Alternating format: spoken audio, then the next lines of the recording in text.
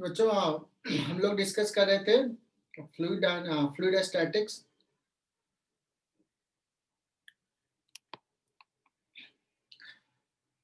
और एक सवाल लिया था, the U-tube of the 3 arms.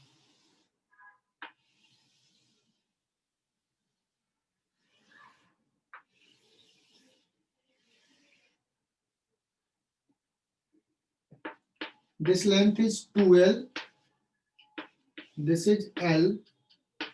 Initially, all 3 arms have equal level of liquid,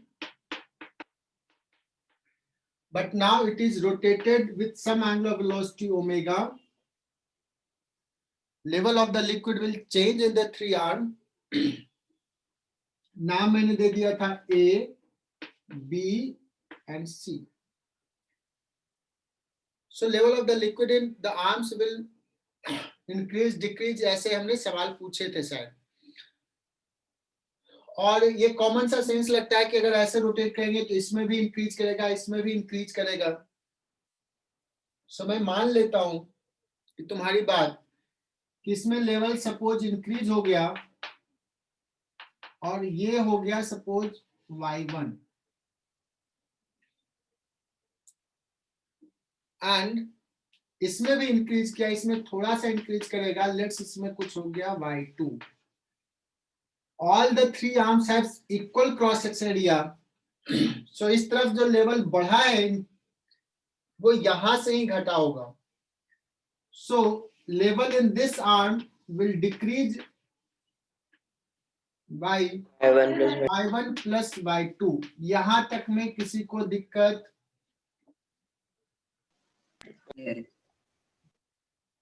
यहां तक में किसी को दिक्कत नहीं होना चाहिए।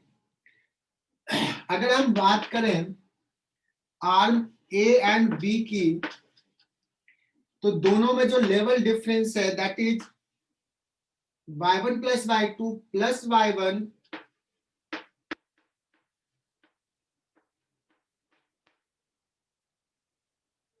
और ये हमने पढ़ा था, ये कितना होता है बच्चों? ओमेगा स्क्वायर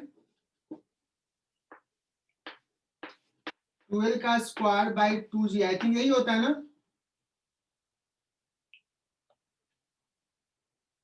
कंफर्म करना। हाँ यस सर। और अगर हम बात करें बी एंड सी आर्म का, then we will write 2y2 plus y1 is equal to omega square L square by g, equation 1, equation 2। 1 और 2 से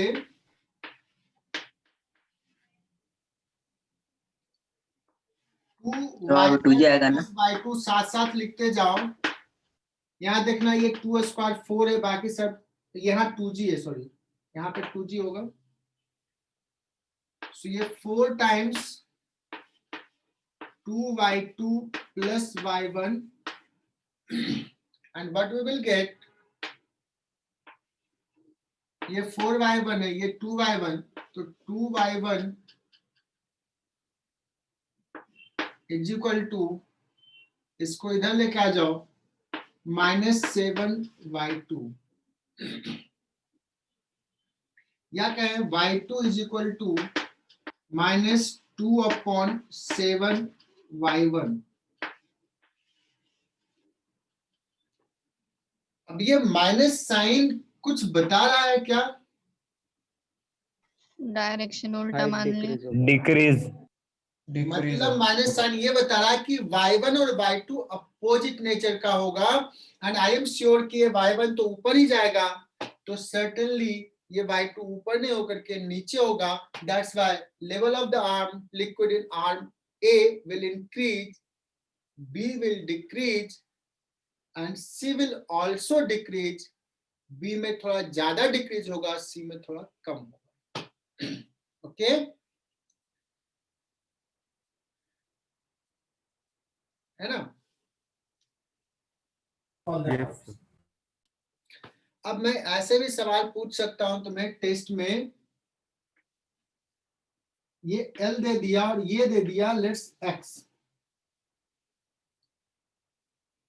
और मैं पूछ दूं what should be X,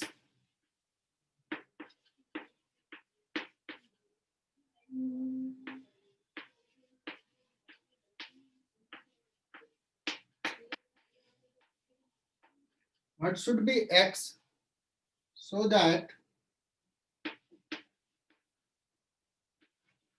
level of liquid in arm C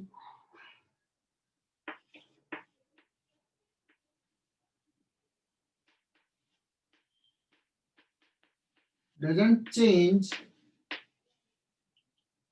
if rotated about middle arm B.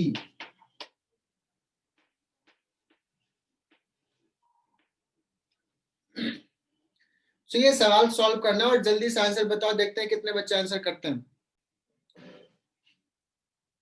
चलो, सब 5 बच्चों ने आंसर बताया अभी तक। बच्चों अब एक कॉन्सेप्ट है, छोटा सा कॉन्सेप्ट है, thrust force by liquid on A wall, या इंक्लाइन भी रहेगा तो भी। अभी हमने वर्टिकल वॉल लिया है, सोचो एक डैम है, डैम के इस तरफ वाटर है और उधर खाली स्पेस है ना? सो अगर ये वाटर है तो तुम्हें लग रहा है कि ये वाटर जो है वो पुश कर रहा होगा वॉल को, है ना? वॉल को पुश कर रहा Yes, होगा। sir. The wall is experiencing A thrust force towards outside. कहोगे सर क्यों ऐसा है? क्योंकि यहाँ पे प्रेशर्स पी नॉट, जैसे जैसे नीचे आएंगे प्रेशर्स बढ़ रहा, प्रेशर बढ़ रहा, तो यहाँ पे एक फोर्स लगा रहा, उधर तो सिर्फ एयर है, उस तरफ पी नॉट है एटमॉस्फेरिक प्रेशर। अगर मैं बात करूं यहाँ पे, यहां से x हाइट नीचे,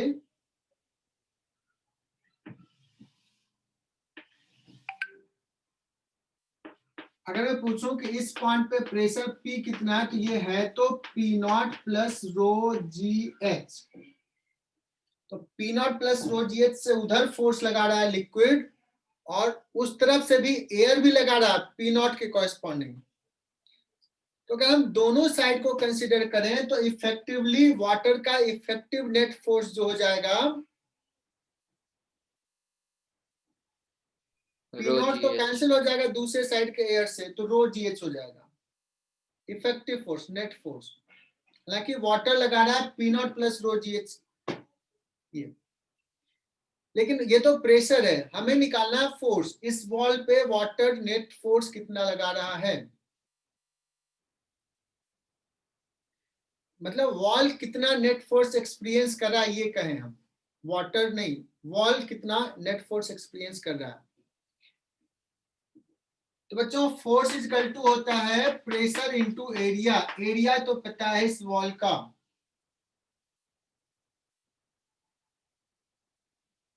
बट प्रेशर क्या लिखूं? प्रेशर तो हर पॉइंट पे चेंज हो रहा है सर, इंटीग्रेट करेंगे। इंटीग्रेशन इंटीग्रेट करना पड़ेगा। तो बहुत बढ़िया, तो मैं क्या करता हूं, मैं यहां से h हाइट पे एक dh थिकनेस का एक स्ट्रिप लेता हूं। तो यहाँ सेम लेवल में है तो pressure same, so net force experienced will be, ये है b इंटू डी एच, ये हो जाएगा एरिया इंटू प्रेशर, यहाँ पे हो जाएगा rho G H.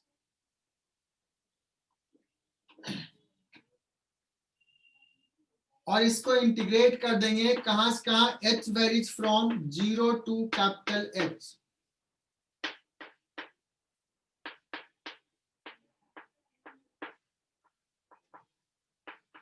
Thrust force on wall that is equal to B common, sorry integration से बाहर रो जी बाहर एच डी एच का एच स्क्वायर बाई 2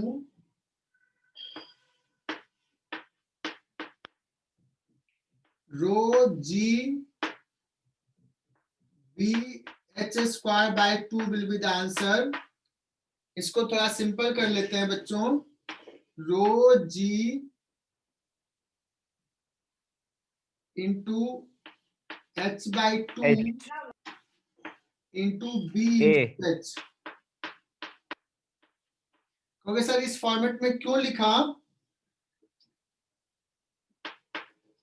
ये फॉर्मेट ये बता रहा है कि बी इंटू एच हो गया एरिया और ये हो गया एवरेज प्रेशर। तो प्रेशर एवरेज कहाँ का, न यहाँ का न यहाँ का, मिडिल का हो जाएगा। ये देखो h बाई 2 है, कॉलम लेंथ h बाई 2 ले लेंगे।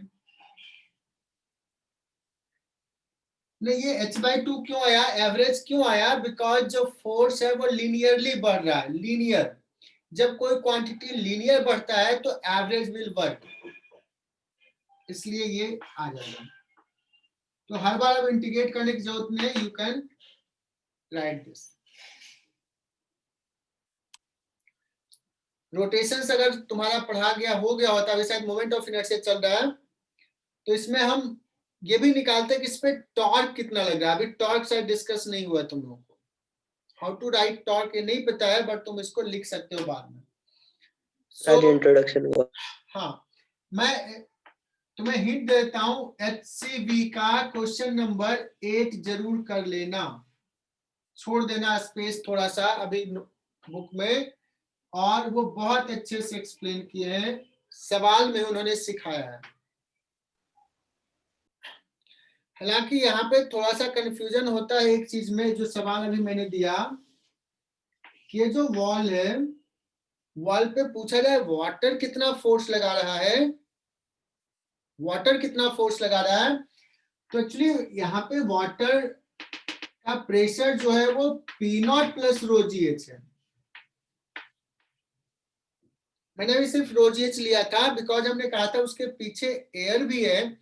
तो एक्चुअली में जो हमने निकाला था कि thrust force experienced bye wall, net thrust force water के कारण, है ना, ये लिखा था। हालांकि कहोगे सर वॉल रेस्ट में तो नेट थ्रस्ट फोर्स तो 0 होगा बिकॉज बेस से लग रहा होगा फोर्स, मतलब मैं वाटर और एयर को कंसीडर करें। बट अगर सवाल ये पूछ ही दे कि वाटर कितना लगा रहा फोर्स, तो एक्चुअली में जो आंसर होना चाहिए वो होना चाहिए thrust force by water P0 into A into H और plus rho G H by 2 into A into H. तो मेरी बात को समझ पाए क्या? इसको इंटीग्रेट करेंगे तो ये हो जाएगा simply P0 into A into H plus ये, लेकिन पीछे से एयर लगा रहा है इतना फोर्स, तो इफेक्टिवली हम कहेंगे इतना फोर्स लग रहा है। हालांकि इफेक्टिव भी नेट फोर्स तो 0 है बिकॉज ये दीवार खड़ा है, तो बेस जो सीमेंट किए हुए हैं या फिक्स्ड किए हुए हैं तो वो हिंज फोर्स लगाएगा उस पर।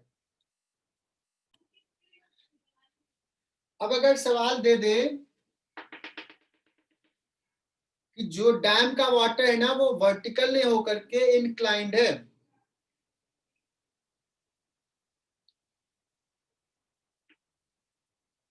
तो ये वॉल को सिर्फ ऐसे दिखा रहा हूं, ये वॉल है, ये इसका डायमेंशन सपोज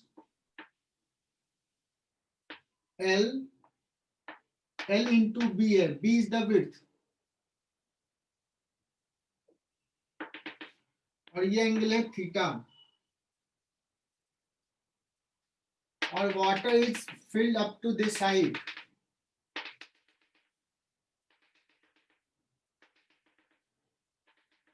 वाटर का डेंसिटी रो। मैं पूछूं अभी जो वाटर है वो थ्रस्ट फोर्स इधर लगा रहा होगा, P0 को नेग्लेक्ट करके आंसर बताना है ना, P0 को हटा करके, और P0 को इंक्लूड करना या हटाना है वो ना ऑप्शंस में दिया हो, उसके अकॉर्डिंगली डिसाइड करना है, क्योंकि यहाँ पे थोड़ा कंफ्यूजन रहता है कि ले कि ना ले।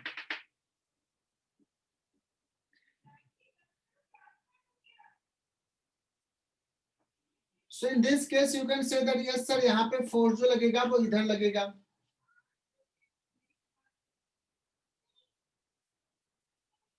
Okay,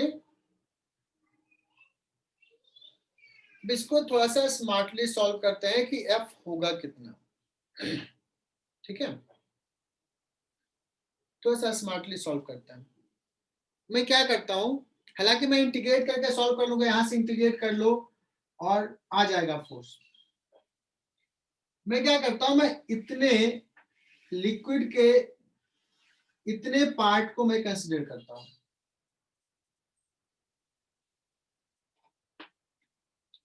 take this as a body.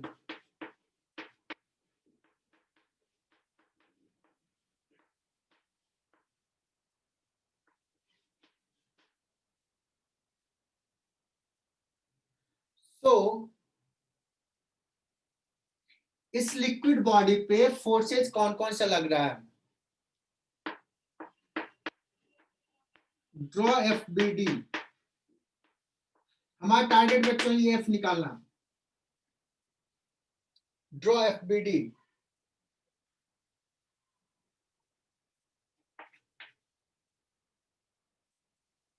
इस लिक्विड पे इधर वाला लिक्विड कुछ फोर्स लगा रहा है. Let's this is applying F1 force.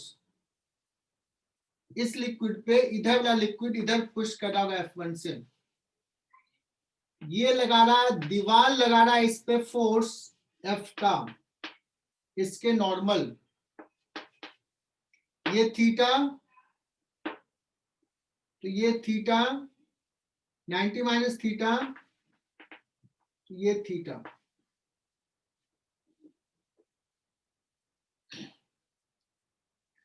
अब इस बॉडी का अगर मैं FBD ड्रॉ किया, let's consider force in.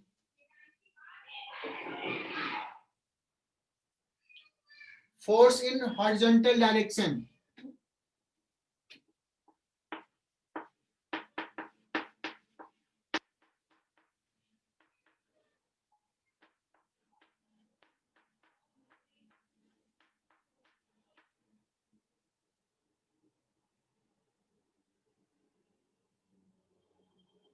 Since liquid is at rest, net force should be 0. So F1 is equal to F sin theta. This implies F जो निकालना था, F1 upon sin theta. क्या F1 मुझे पता है? Yes, we know that. Rho G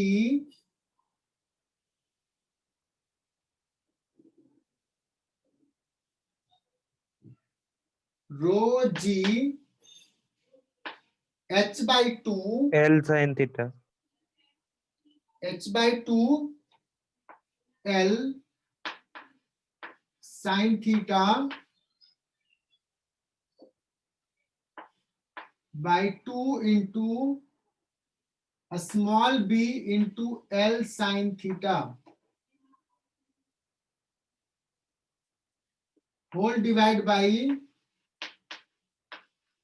sin theta. कुछ गड़बड़ नहीं कर रहे ना. F इज इक्वल टू आ जाएगा रो जी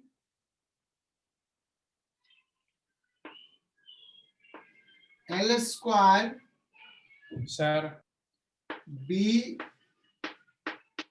हाँ बोलो. सर वहाँ पे ट्रायंगल का एरिया आएगा ना.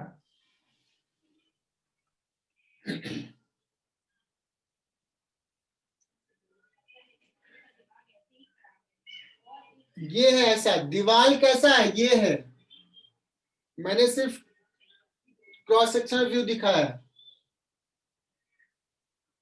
दीवार ये थोड़ी है. This is your wall. पहले वर्टिकल था, मैंने अभी इंक्लाइन कर दिया. पानी इधर भरा हुआ है. हाँ सर समझ. इसमें ये भी कह सकते हो कि जो F का वर्टिकल कंपोनेंट होगा, F का वर्टिकल कंपोनेंट इस लिक्विड के वेट को बैलेंस कर रहा होगा.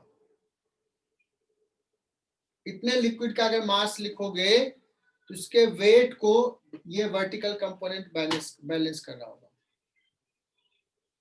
उससे भी आंसर बता सकते। एक सवाल ऐसे आता है कि जो थ्रस्ट फोर्स कर रहे हैं, कि जो लिक्विड थ्रस्ट फोर्स लगा रहा है, अगर सपोज एक कंटेनर ले लिया,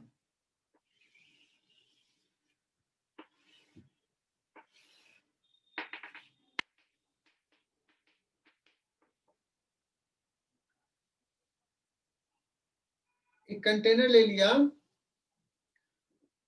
तो लिक्विड यहाँ पे इधर फोर्स, यहाँ पे इधर, सरकमफ्रेंस के हर पॉइंट पे अपोजिट डायरेक्शन में। एक्चुअली पूछा जाए कि net thrust force on vertical wall bye the liquid, तो एक्चुअली 0 हो जाएगा वेक्टर सम में कहें तो। लेकिन अगर मैग्नीट्यूड में डिस्कस करें कि सोचो कि ये सर्कुलर को मैं क्या कर लेता हूं, प्लेन बना लेता हूं, तो हर जगह पुश कर रहा है, तो कितना फोर्स लगा रहा है। तो जनरली कभी थ्रस्ट फोर्स उस स्केलर सेंस में पूछता है। समझ में आ रहा? तो अगर मान लो कहा जाए कि ये हाइट h तक फील्ड है और ये रेडियस r है, नेग्लेक्टिंग द एटमॉस्फेरिक प्रेशर, उसको नहीं काउंट कर रहे हैं,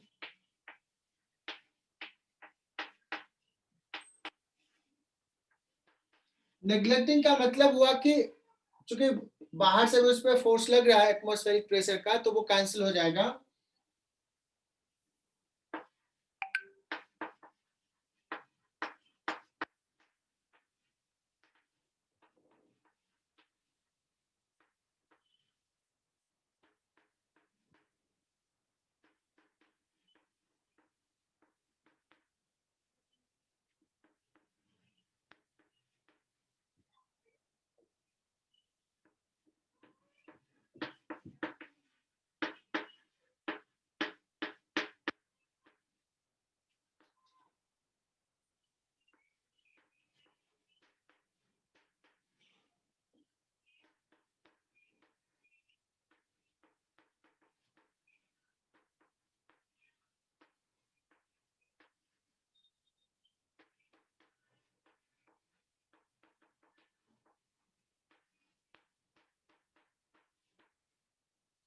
अब ये सवाल दे दिया, तो क्या सवाल ये क्लियर हुआ? अमोघ क्या सुन पाए कि सवाल ही नहीं लिख पाए?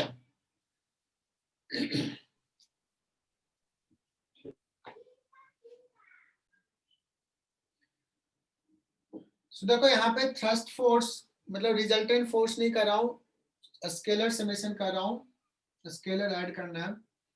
तो इस वर्टिकल वॉल पे अगर फोर्स पूछे तो एरिया हो जाएगा बच्चों 2 पाई r into H,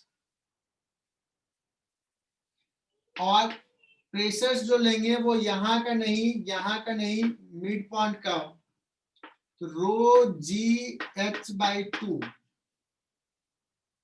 P naught को नेग्लेक्ट कर रहे हैं, that is equal to base पे जो फोर्स लिखेंगे वो लिखेंगे pi R square area into base पे प्रेशर जाएगा रो जी एच। यहां से शायद r अपॉन h जो आ जाएगा, कितना आ रहा, 1 आ रहा? Yes, sir. ठीक है। हाँ सर। तुम लोग कहोगे सर आप फ्लूइड स्टैटिक्स पढ़ा रहे हो, और फ्लूइड स्टैटिक्स में तो बहुत सारे लोग स्टार्ट ही करते हैं बॉयंसी फोर्स से, तो हमारे 2 लेक्चर हो गया, अभी तक हम बॉयंसी फोर्स पे नहीं आए हैं, तो हम लोग अभी अब डिस्कस करते हैं बॉयंसी फोर्स। Archimedes principal. हाँ बोलो।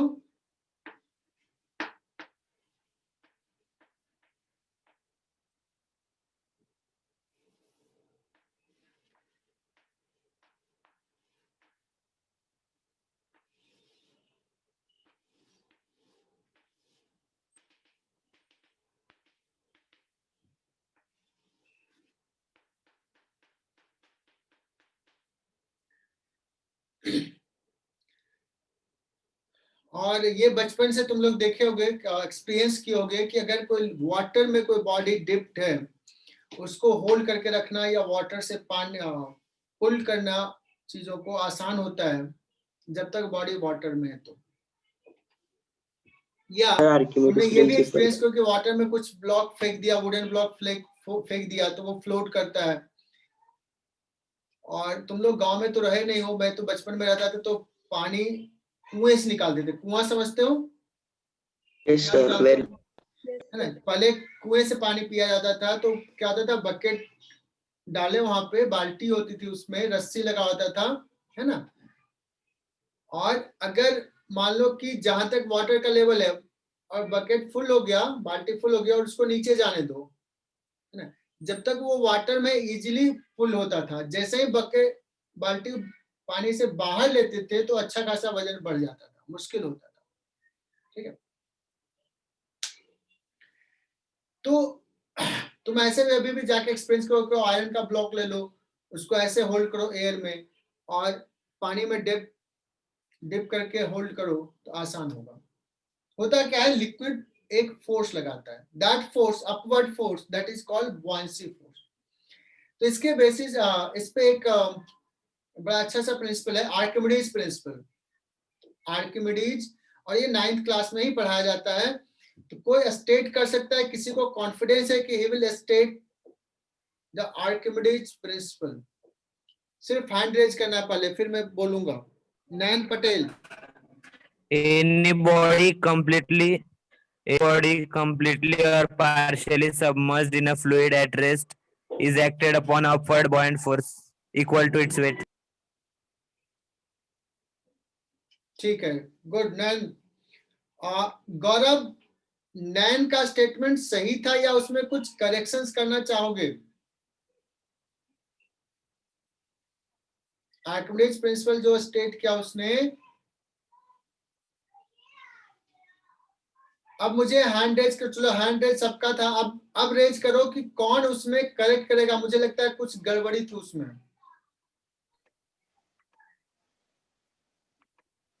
नैन ने खुद ही हैंड रेज किया। ये अथर्व ने मैसेज कर दिया, बहुत बढ़िया। नैन चलो तुम ही करेक्ट कर दो। राइट था।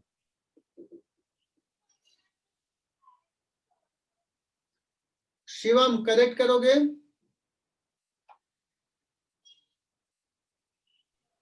Sir, force acted by water on the body is equal to the weight of that block immersed in the water. Anyone else? Proportional होता है वेट के। Anyone else? अभी तक कोई करेक्ट नहीं दिया, सिर्फ अथर्व ने मैसेज किया था करेक्ट, और सच लगता है कोई और किया है। जितने लोगों ने बोला सब इनकरेक्ट है। The upward buoyant force exerted on the body immersed in a fluid, whether fully or partially, is proportional to the weight of fluid Displaced. displaced by the body. बहुत बढ़िया, अब आया, अब से चेतना ने और अथर्व ने सब करेक्ट किया। क्लियर? चलिए, क्या होता है, बहुत सारे बच्चे 10th में रट्टा मारते हैं। सही बताया, सारे बच्चों ने यहां से स्टार्ट यहीं से करता है, फिर बॉडी इज फुल्ली सबमर्ज्ड और पार्शियली, है ना, भले नहीं दिमाग में कि क्या कर रहा है। एनीबॉडी? सो अगर फुल्ली हो या पार्शियली हो, लिक्विड में अगर वो सबमर्ज्ड है, then liquid applies an external force, liquid applies an upward force, upthrust होता है, और जो अपथ्रस्ट फोर्स अप्लाई कर रहा है उसका वैल्यू, उसका मैग्नीट्यूड होता है equal to weight of the displaced liquid. Weight of the body नहीं, वेट ऑफ द लिक्विड कौन सा? जितना वो डिस्प्लेस किया। और डिस्प्लेस का मतलब होता है, ध्यान से सुनना, ये वॉल्यूम, इतना वॉल्यूम।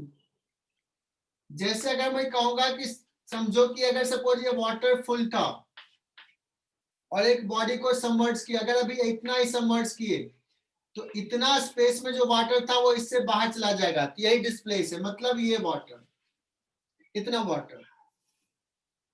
अगर सपोज एक स्फीयर है, सुनना एकदम सही जवाब देना, और ये हॉलो स्फीयर है, मटेरियल सिर्फ इसमें है। इसका रेडियस हो गया R1, इसका रेडियस हो गया R2। जो स्फीयर है उसका मटेरियल है रो m या रो s, s for the sphere. Material का, स्फीयर के मटेरियल का डेंसिटी रो s, लिक्विड का डेंसिटी रो l। और सिंपल सा मैं सवाल पूछ रहा हूं, अभी बताना मास ऑफ द डिस्प्लेस्ड लिक्विड कैसे लिखेंगे?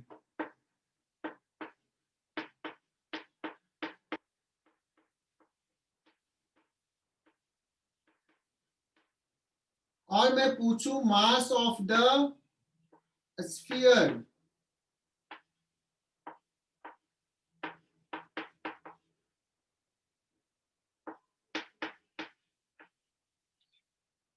स्फीयर कैसा है? हॉलो है, inner radius R1, outer radius R2।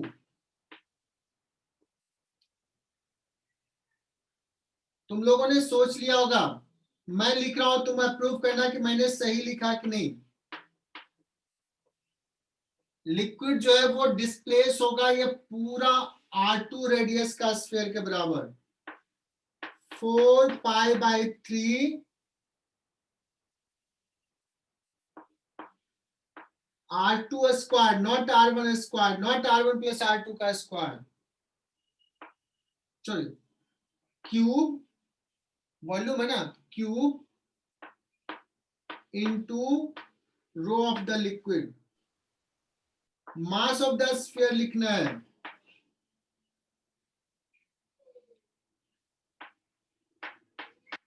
Four pi by 3। और देखना मैं सही लिख रहा हूं कि गलत लिख रहा हूं, मुझे बताना। एकदम दिल से बताना कि क्या हो रहा है। सही है सर। गलत।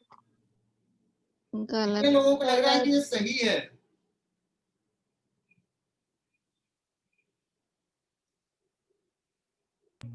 गलत। यार ये गलत है। गलत।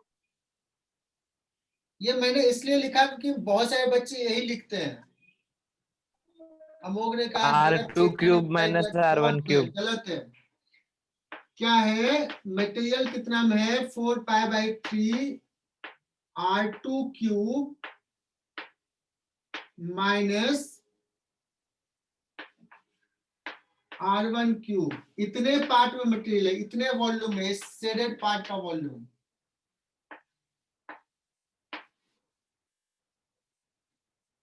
आया समझ में? नैन पटेल, क्या ये क्लियर हुआ? चलो, तो आर्किमिडीज प्रिंसिपल तुम लोगों ने जो स्टेट किया वो सही था, थोड़ा सा करेक्शंस था नैन पटेल के में, कि अगर कोई भी बॉडी किसी लिक्विड में सबमर्ज्ड है, then the body experience an upward thrust, yeah, the liquid applies an upward thrust on the body, and the upward thrust is equal to weight of the displaced liquid, है ना? और बच्चों ये special case है जहां पे the whole liquid is at rest.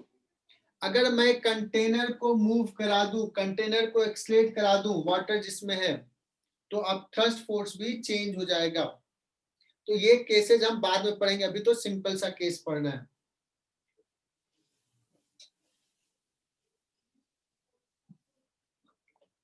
और बच्चों ये आर्किमिडीज प्रिंसिपल है, आर्किमिडीज ने ऐसा कहा था, बट ये लॉ नहीं है, इसको प्रूव कर सकते हैं, इसको डिराइव कर सकते हैं। ठीक है,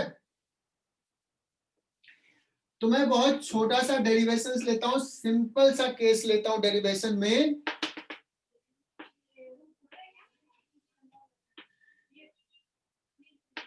ये बॉडी, और मान लो ये क्रॉस सेक्शन या ए है और ये हाइट h है, ठीक है ना? और इस पे थोड़ा सा आसान सा ये लिया, ज्योमेट्री लिया, सो दैट मैं इजीली प्रूव कर सकता हूं आर्किमिडीज प्रिंसिपल को। मान लो ये टॉप लेयर से ये स्मॉल h हाइट नीचे है, तो ये point H plus capital H height नीचे होगा। लिक्विड कैसे फोर्स लगा रहा है ऐसे,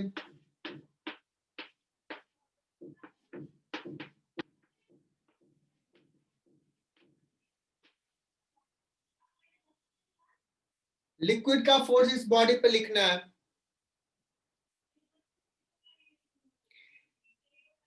जितना फोर्स यहाँ पे उतना ही फोर्स इधर भी होगा, दैट मीन्स ये और ये बैलेंस कर लेगा। तो जो वर्टिकल सरफेस है उसके फोर्स तो 0 हो जाएंगे, तुम्हें ये पता है ना? हाँ अगर मैं यहाँ का प्रेशर P1 बोलूं यहाँ का, और यहाँ का pressure P2,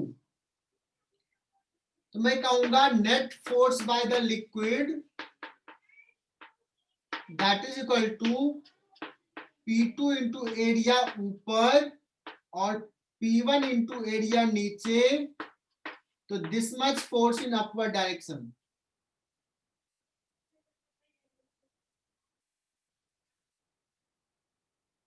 P2 minus P1 तुम्हें पता है, रो ऑफ व्हाट, बॉडी या रो ऑफ द लिक्विड?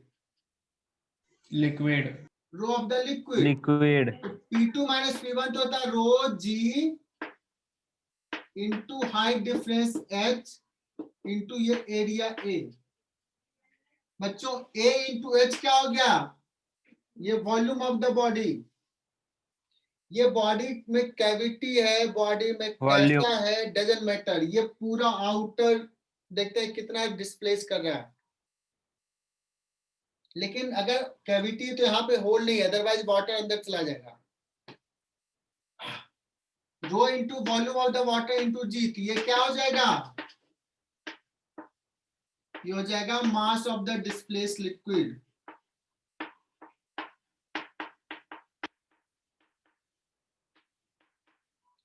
और ये जी है इसलिए बोलते हैं वेट। तो आर्किमिडीज प्रिंसिपल मैंने बहुत इजीली प्रूफ कर दिया, मतलब मैंने क्या, तुम लोगों ने भी कर दिया। अब बच्चों केस ये आता है कि मान लो एक बॉडी है जो सबमर्ज्ड है और वो दो लिक्विड में सबमर्ज्ड है, मतलब एक सपोज कि ये वाटर और ये केरोसिन ऑयल है, और एक बॉडी ऐसा है सपोज, इस बॉडी का V1 वॉल्यूम इस लिक्विड में और V2 वॉल्यूम इस लिक्विड में, अदर लिक्विड में। इसका डेंसिटी है सपोज ρ1 लिक्विड का, इसका है ρ2। So what is buoyancy force?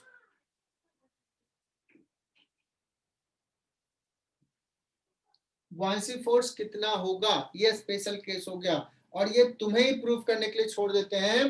ये आ जाएगा weight of the displaced liquid 1 plus weight of the displaced liquid 2, V1 ρ1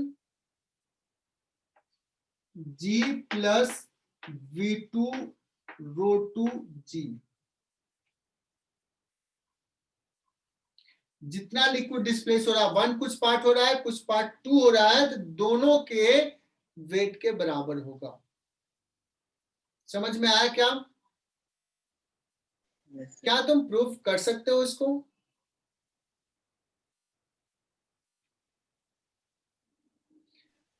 कोई कहेगा कि सर अगर 3 लिक्विड होता तो?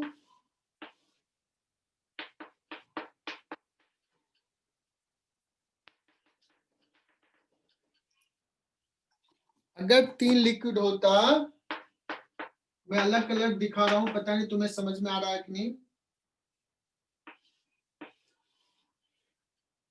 इसमें वॉल्यूम V1, इसमें वॉल्यूम V2, इसमें वॉल्यूम V3, इसका डेंसिटी ρ1, इसका ρ2, इसका ρ3, तो नेट buoyancy फोर्स इस केस में कितना हो जाएगा? V1 ρ1 G plus V2 ρ2 G plus V3 ρ3 G।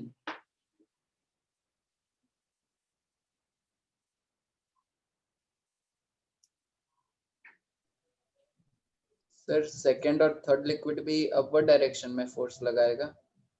हाँ, ये बात आ गई, ये इंपॉर्टेंट बात है। इतना नेट बॉयंसी फोर्स इतना लगेगा और ये किधर लगेगा, अपवर्ड में लगेगा। नेट बॉयंसी फोर्स इतना लगेगा लेकिन लगेगा अपवर्ड डायरेक्शन में ही। ये क्लियर। अब बड़ा अच्छा सवाल शिवम ने पूछा है, क्या लिक्विड 2 इस बॉडी पे अपवर्ड फोर्स लगा रहा है क्या? देखते हैं। लिक्विड 2 इधर फोर्स लगा रहा है, ये सारा, इसका रिजल्ट क्या हो जाएगा, 0। और किधर लगा रहा है, इधर। लिक्विड 2 तो इस पे नीचे फोर्स लगा रहा, पुश कर रहा है। Directly it is applying force in downward direction. क्योंकि सर इसमें तो एक्सप्रेशन में अपवर्ड लिखो आप। एक्चुअली इस लिक्विड के कारण इधर प्रेशर बढ़ गया है, तो ये इनडायरेक्टली यहां से फोर्स ऊपर लगा रहा है, तो इसका और इसका रिजल्टेंट इतना अपवर्ड हो जाता है। But directly the liquid 2 is applying downward force, indirectly it is applying upward. अब अगर सवाल ये आ जाए कि directly the liquid 2 here in case, second case, is applying how much force? Is it 0, upward, downward? You will say directly it is applying 0 force.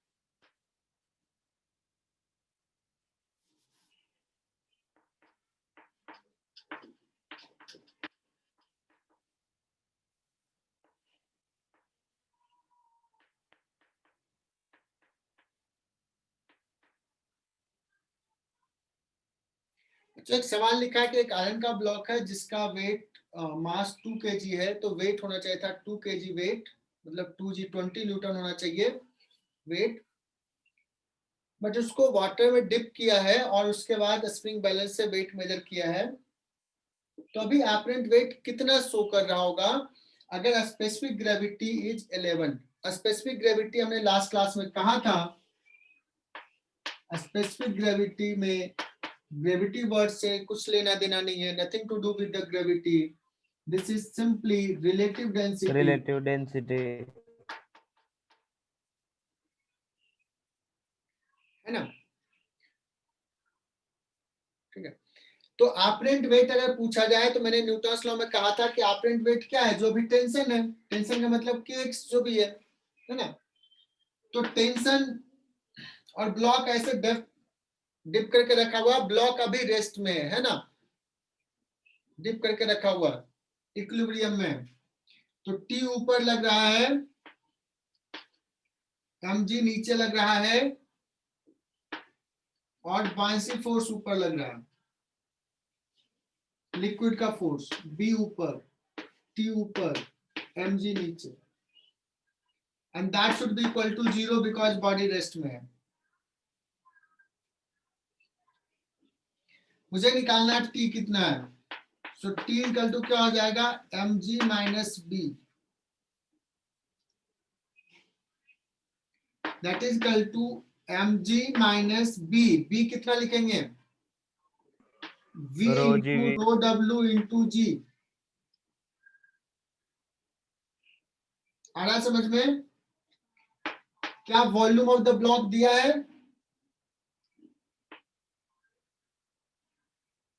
यहाँ पे मैं बताता हूँ, ये इंफॉर्मेशन सफिशिएंट नहीं था, यहाँ पे बताना होगा कि the iron block is solid, cavity नहीं है।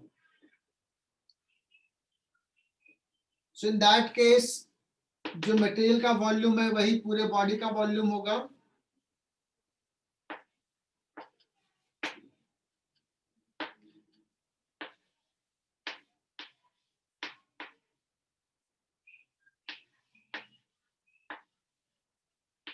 मुझे लगता है यहां तक समझ में आ गया होगा।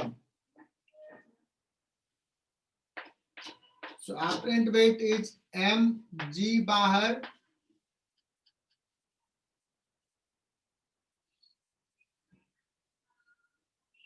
वन माइनस 1/11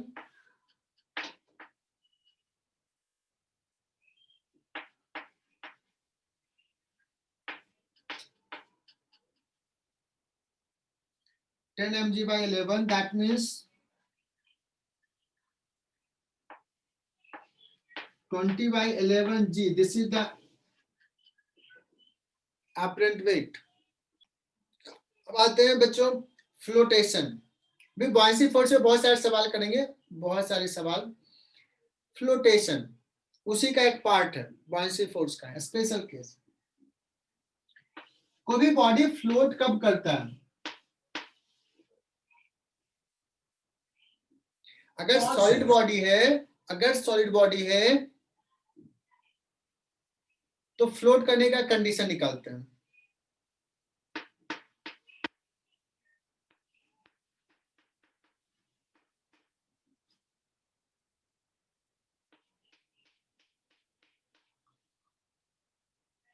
अगर फ्लोट कर रहा है तो पहले तो फ्लोट कर रहा है तो उस पे एक mg का फोर्स होगा नीचे और एक होगा बॉयसी फोर्स, तो बॉयसी इक्वल टू mg हो जाएगा बच्चों।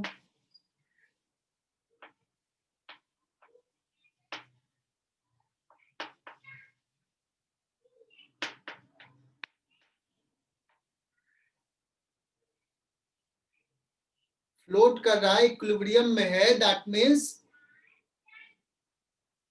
उस पे दो फोर्स लग रहे हैं, उसका वेट जो चाहता है कि नीचे जाए, बट बॉयसी फोर्स ऊपर और वो इक्विलिब्रियम में है और वो पार्शियली ही सबमर्ज्ड है, फुल्ली सबमर्ज्ड नहीं है, सिंक नहीं किया हुआ, कुछ पार्ट बाहर है, कुछ पार्ट बाहर है, तो हम लोग कहते हैं फ्लोट कर रहा है। तो कंडीशन इज दिस, अब मान लो इसका V1 वॉल्यूम जो है वो सबमर्ज्ड है, टोटल वॉल्यूम है V, बॉडी का टोटल वॉल्यूम है V और V1 वॉल्यूम सबमर्ज्ड है, तो हम लोग क्या लिखेंगे, बॉयसी फोर्स लिखेंगे V1 submerged volume into rho L, L for liquid fluid, into G, ये बॉयसी फोर्स हो गया।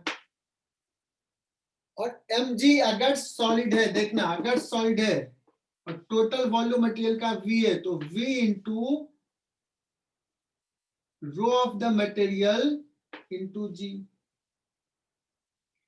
सो V1 upon V is equal to हो गया rho of the material upon rho of the liquid. Since it is floating as floating, so V1 is less than equal to V. Equal मतलब just float का, just sink करने वाला है. Otherwise V1 will be less than V. That means V1 by V should be less than equal to 1. That means अगर rho of the material upon rho of the liquid क्या हो जाएगा, less than 1 होगा. Just submerge में equal to 1 for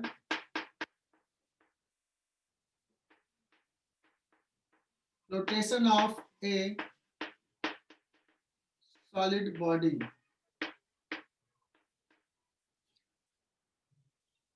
है ना. हालांकि iron का बॉडी भी फ्लोट करता है बट वो सॉलिड नहीं होता, उसमें कैविटी होता है.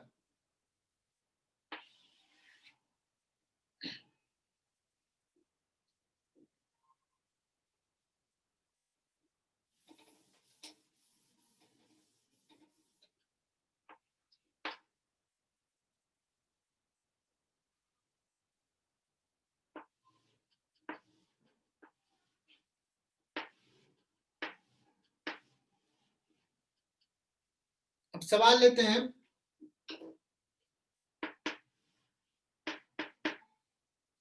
A wooden block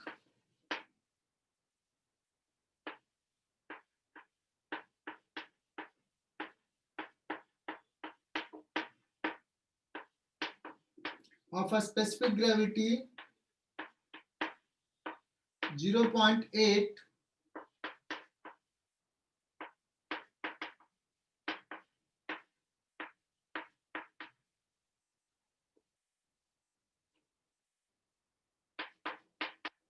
find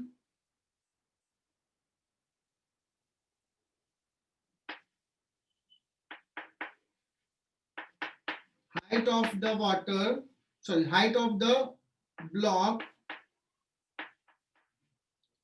outside water.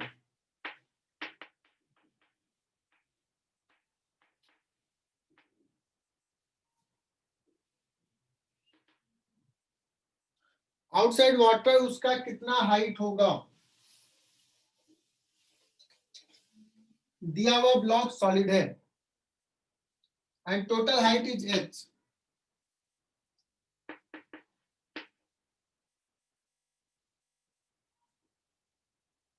ठीक है, तो कहोगे सर सिंपल सा है, rho of the material upon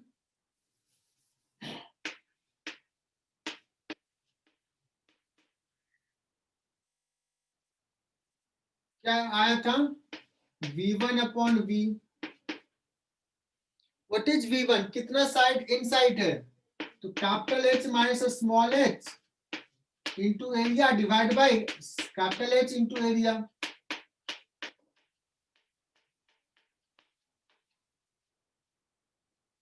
row by rho liquid दिया हुआ है कितना, 0.8.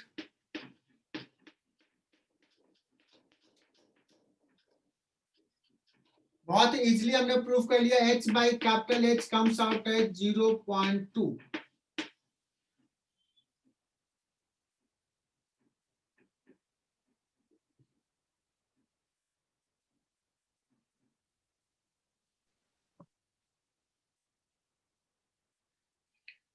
यहां तक में किसी को दिक्कत?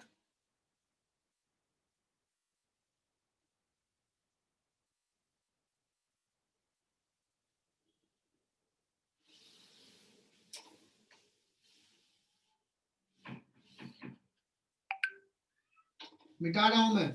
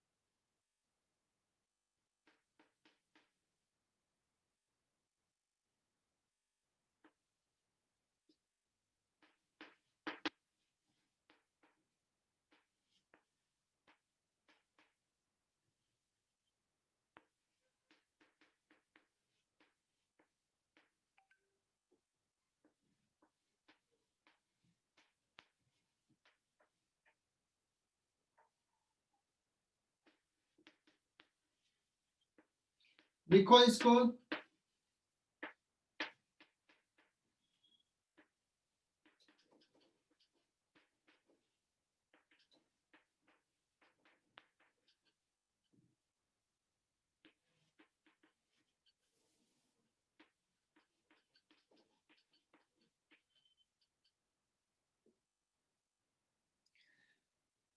जो एक हॉलो स्फीयर है, hollow sphere of inner radius r by 2, outer radius r, बार बार मत करना सर, फिर से बताओ। floating, FLOATING, floating in water with half submerged. Find a specific gravity of material of the sphere. So any answer?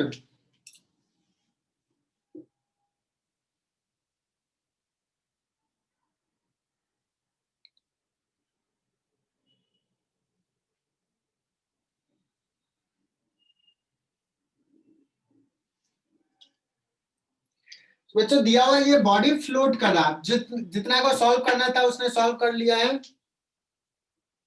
Shyama ने कहा बताइए specific gravity is 1/14, ये तो गलत आंसर है शायमा।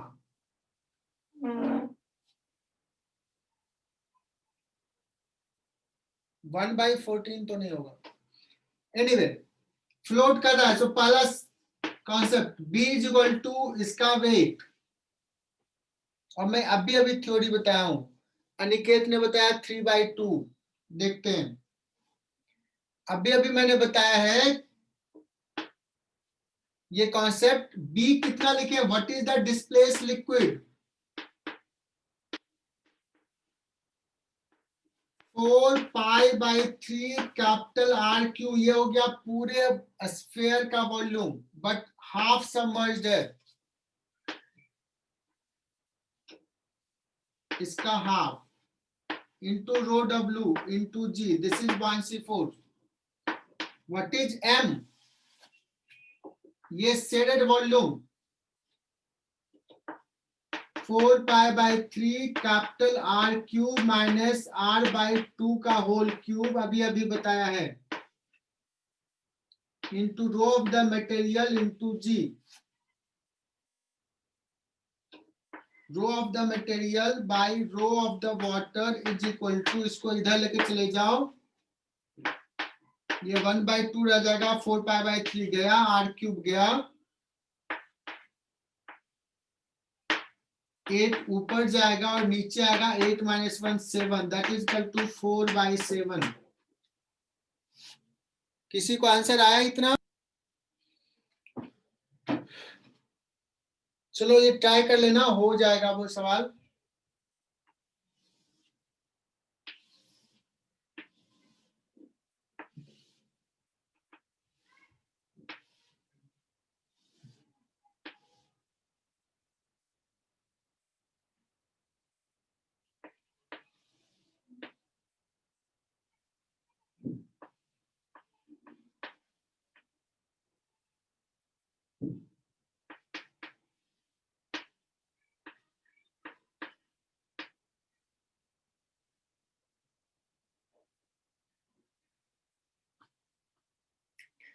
चलो एक सवाल लेते हैं।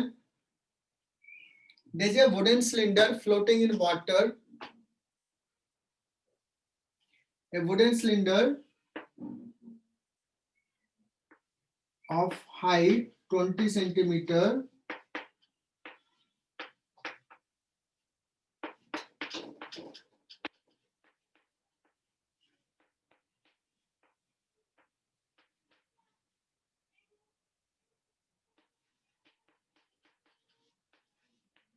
floating in water with height 8 centimeter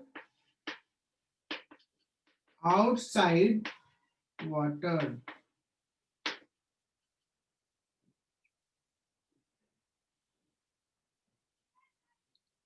आठ सेंटीमीटर वाटर से ऊपर है उसका हाइट। बहुत ही सिंपल सा क्वेश्चन पूछ रहा हूं, ये सॉलिड बॉडी है, ये दिया हुआ है। What is the specific gravity of the this body.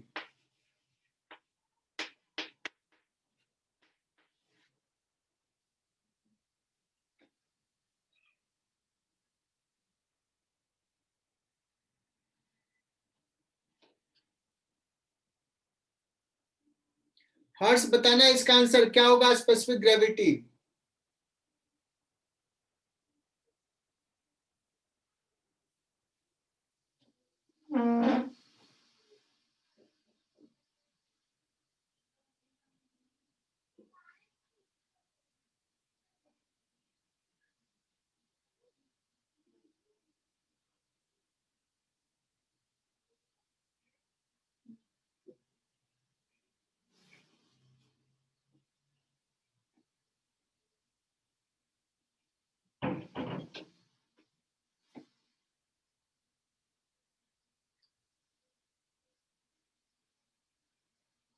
तो बच्चों स्पेसिफिक ग्रेविटी कैसे निकालते हैं?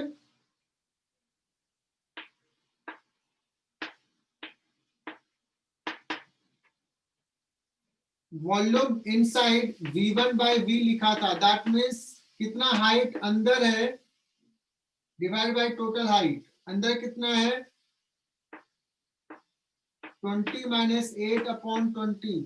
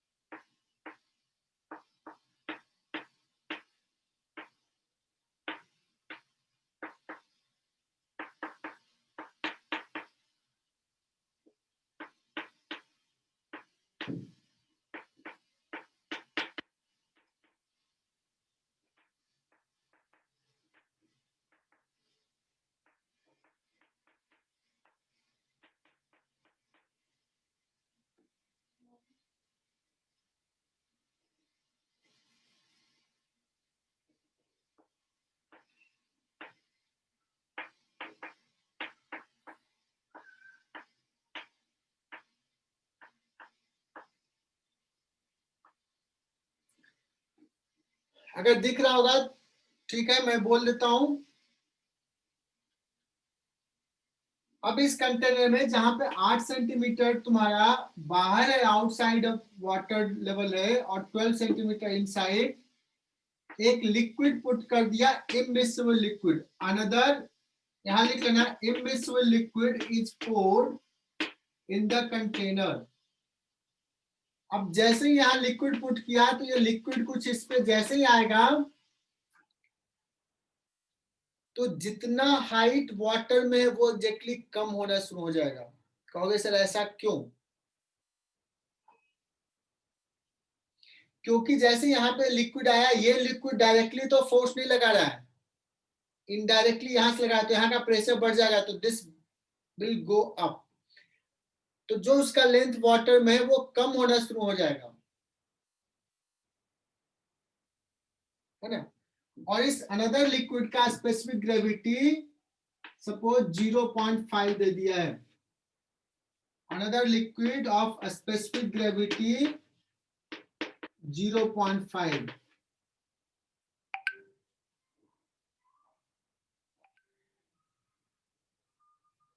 तो मिनिमम कॉलम लेंथ कितना पुट करें, पोर करें कि जस्ट सबमर्ज हो जाए. तो ये अच्छा सा सवाल है जेई मेन लेवल का. सो देखो सवाल ये है कि दिस हाइट इज, ये पूरा है 20 सेंटीमीटर. सवाल ये पूछ रहा है कि minimum column length another liquid का स्मॉलेस्ट क्या पुट करें कि the body gets just completely submerged. Minimum height पूछ रहा है, तो दिस इज द सिचुएशन. इस सिचुएशन में बॉडी अभी भी फ्लोट कर रहा है. H हाइट अगर इस लिक्विड में है तो वाटर में कितना हाइट होगा? 20 सेंटीमीटर माइनस H।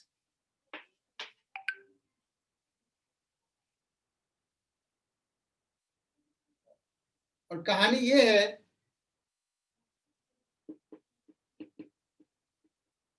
कि फ्लोट कर रहा है तो net buoyancy force is equal to mg। We have to find h, और h का वैल्यू 8 सेंटीमीटर से ज्यादा आएगा, वो तुम देख लोगे। बॉयंसी फोर्स कैसे बताए थे? फर्स्ट लिक्विड का वेट 20 माइनस h सेंटीमीटर में ही रहने देते हैं, into rho of the water into g into cross section area plus a into h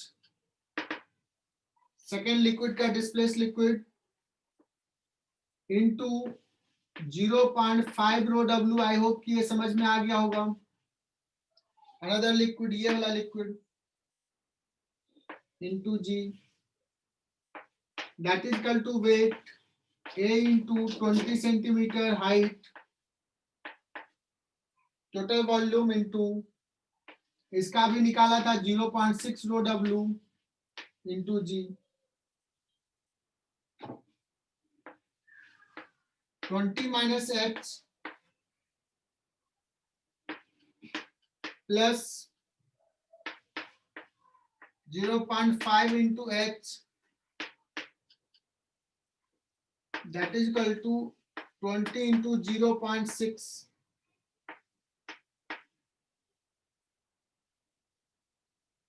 This implies h by 2 is equal to, solve कर लो, 20 into 0.4, h is equal to 20 into 0.8,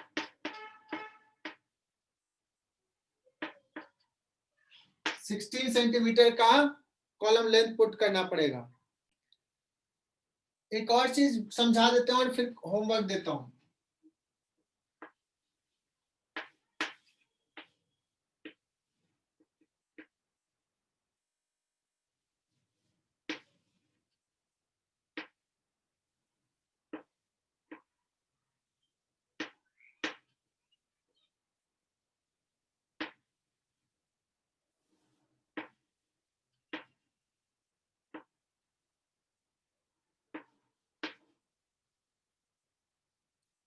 बच्चों, अगर कोई body है और इसका वेट एयर में suppose W0 है और वाटर में W है इसका वेट, है ना। अगर वाटर में सबमर्ज किया तो इसका वेट W है, एयर में W0 है, तो क्या हम कुछ उसमें बता सकते हैं उसमें कैविटी कैसा है? कैविटी भी होगा क्या उसमें? इसमें कुछ हम लिखते हैं conditions.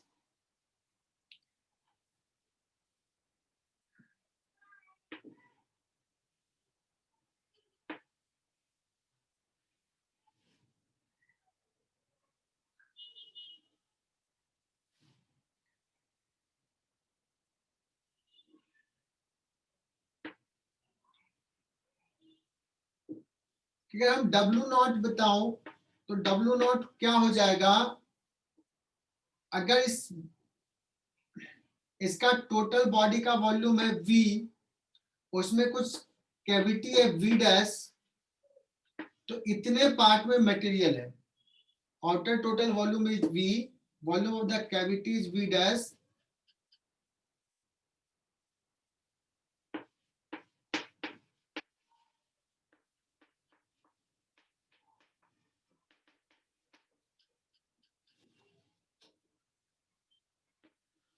Row of the material into G। अगर हम अपरेंट वेट की बात करें in water, apparent weight in water ये हो जाएगा W0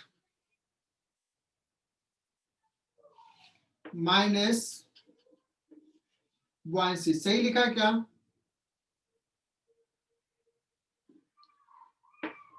buoyancy क्या हो जाएगा? टोटल वॉल्यूम, एक इक्वेशन ये होगा, एक इक्वेशन ये होगा।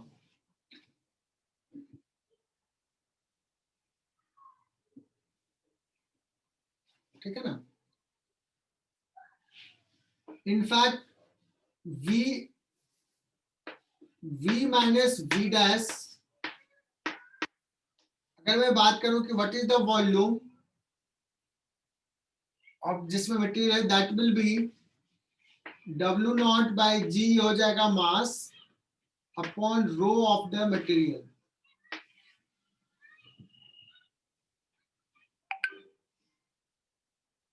है ना?